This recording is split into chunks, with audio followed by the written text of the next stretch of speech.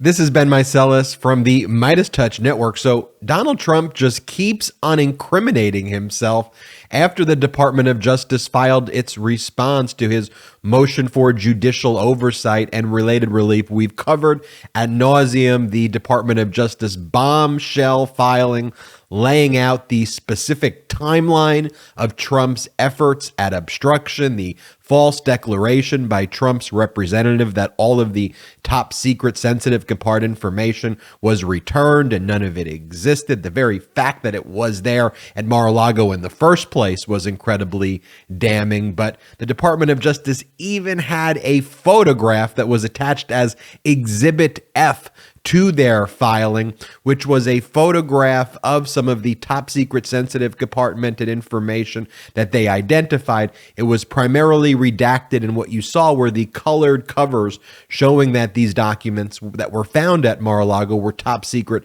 sensitive compartmented information. And the way these photographs were done, I'll show them right here, they were done in a way that crime scene evidence photographs are taken. They're removed from where they are, they're put in a certain location, and photographs are taken. There's really nothing complicated about it. It spells out what occurred in the Department of Justice motion, and the very fact that those documents were found at Mar-a-Lago after Trump lied and said that they weren't there is of itself the crime. It is a violation of the Espionage Act, of the concealment statute, of the obstruction statute. So we know that the question really isn't, will Trump be indicted? It's when, because the liability, the criminal liability is right there. But Trump just wants to double down. And so this is what he said on his failing social media platform just moments ago. He goes, "There seems to be confusion as to the picture," puts picture in quote, "where documents were sloppily thrown on the floor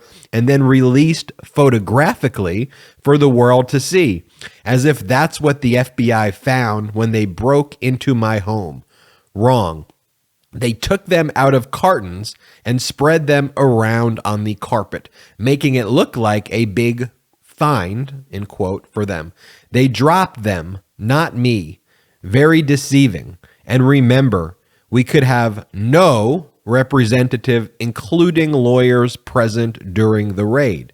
They were told to wait outside." So let's just break that down. And just to remind you as well that earlier this morning and yesterday morning, Donald Trump had sent like close to 120 and 150 messages on his failing social media platform. Just message, post, spreading QAnon drops and other conspiracy theories.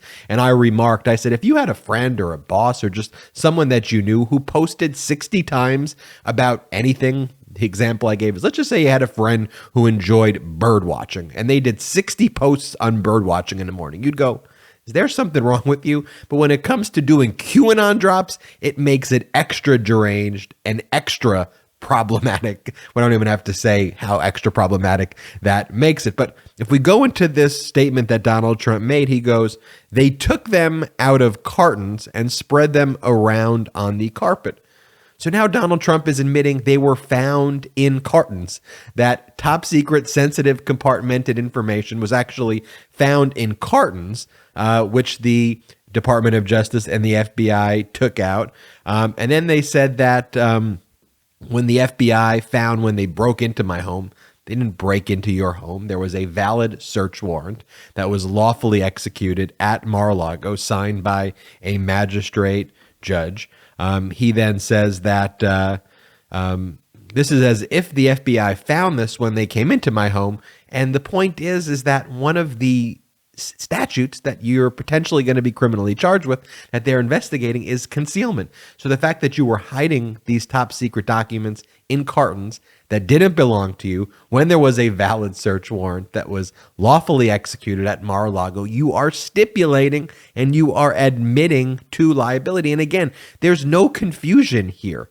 Well, I suppose if you go to the right-wing media, the extremist networks like Newsmax, that's where they're getting this confusion from. I just don't know. Are they just that incredibly dense? It's just everything they do criminal. Let me show you the radical right extremist Andy Biggs, who went on a radical right extremist TV show. That's just what they do.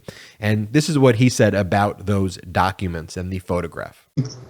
I mean, there's a whole host of things to discuss here with regard to basically what I would call a preemptory strike for public relations by the Department of Justice with that photograph that they put out there. Well, we got some time here. Go ahead and tell us what you want to say about that photograph.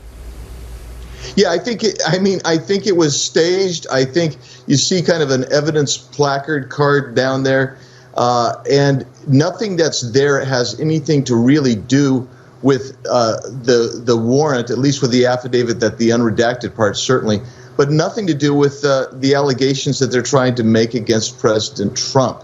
And I find it to be almost comical, kind of a heavy-handed or ham-handed way to try and sway the public here.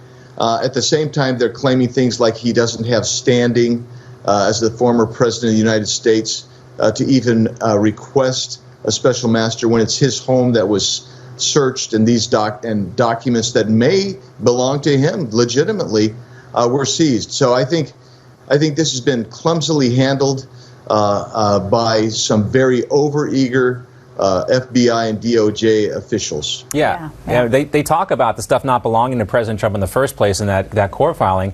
And I guess the passports don't technically belong to President Trump either, but that's the type of stuff we're talking about here. The attorney-client definitely does. The attorney-client privilege is obviously important. So there you have Andy Biggs also perplexed by this photograph. He's perplexed that there would be a photograph of evidence that was lawfully obtained that are the fruits of a crime in connection with a search warrant. And he's kind of parroting what Trump is also saying, because they're all saying from the same echo chamber.